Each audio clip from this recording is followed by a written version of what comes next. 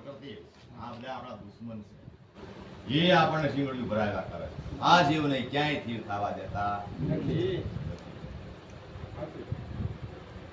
કપટના ભ્રાંતિ દૂર કરતો તારી દેહીમાં રામ દેખાવે જીવન કયા આધીનતા હોય તો લેતી આવે આધીન હોય સેવક તો ગુરુગમ જ્ઞાન બતાવે આધીન હોય સેવક ગુરુગમ જ્ઞાન બતાવે આધીન હોકર બેસે આસન પર જો હું કે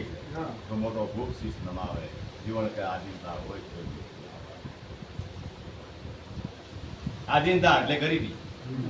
ગરીબી એટલે હાવ ગરીબ નહીં થઈ જવું એ બહુ ગુંડા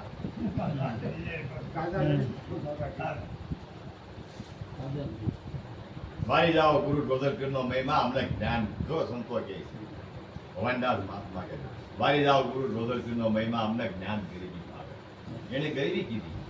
અને આને આધીનતા વાત એકની એક જ છે એકની એક જ વાત